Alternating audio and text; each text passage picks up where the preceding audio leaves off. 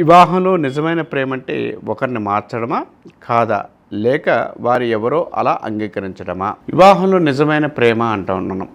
ప్రేమ అంటే కొంతమంది love marriage చేసుకుంటూ ఉంటారు, ఇలాంటి విషయాలు వస్తాయి. నిజంగా ప్రేమించిన వ్యక్తి ఎలా ఉన్నా కూడా మనం దాన్ని సర్దిద్దుకోగలుగుతామా లేదా, ఆ వ్యక్తినితో మనం ట్రావెల్ అవుతామా లేదా అనేది వివాహానికి ముందుగానే మనం నిర్ణయించుకోవాలి.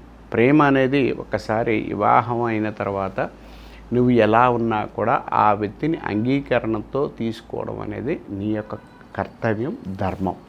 కానీ ఇక్కడ చిన్న విషయం, ఒక గురువుని ఆశ్రయించి ఎవరైతే ఉంటారో వారు ఆ గురువు దగ్గరికి వెళ్ళి వివాహము జరుగుతున్నప్పుడు నీ జాతకానికి, అక్కడ ఉన్న జాతకాలకి కానీ, అక్కడ ఉన్న పరిస్థితులకు కానీ, అక్కడ ఉన్న గ్రహస్థితులకు కానీ ఏంటనేది కూడా గురువుని అనేవాడిని సంప్రదించి, ఆస్ట్రాలజర్ ఆర్ గురువు ఎవరు ఇచ్చినా పర్వాలేదు, జాతకాలు మనకి కలుస్తున్నాయి అంటే ఎంత ప్రేమించినా కూడా ఒక్కసారి మీరు ఆలోచించుకొని వివాహం చేసుకోగలిగితే మీ యొక్క జీవితం ఆనందమయంగా ఉంటుంది.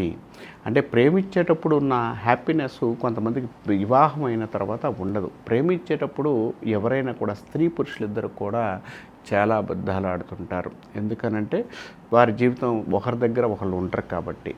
వివాహం అయిన తర్వాత 2 జీవితాలు వస్తాయి, దీంతోపాటు ఇంకొక జీవితం కూడా వచ్చే అవకాశం ఉంది. అంటే ఇంకో పిల్లలు పుట్టడం, ఇలాంటి విషయాలు కూడా అవకాశం ఎక్కువ ఉంది. కాబట్టి వివాహం జరగకముందు ఆలోచించాలి, జరిగిన తర్వాత నీ కర్మానుసారం నువ్వు అట్లానే నిర్ణయం తీసుకొని ముందుకెళ్ళడం మంచిది. దాన్ని మార్చుకోవాలి అనుకుంటే అక్కడ మళ్ళీ గురువు దర్శనం చేసుకొని, గురువు సంబంధించిన జపాలు కానీ, హోమాలు కానీ, కార్యక్రమాలు కానీ, మంత్రోపదేశం కానీ ఏదన్నా తీసుకొని దానికి తగ్గ రెమెడీస్ని సాధించి నీ యొక్క ఆ వివాహ వ్యవస్థల ఇబ్బందులను కూడా తొలగించుకోవడానికి ప్రయత్నిస్తే మంచి ఫలితాలు ఉంటాయని చెప్పవచ్చు.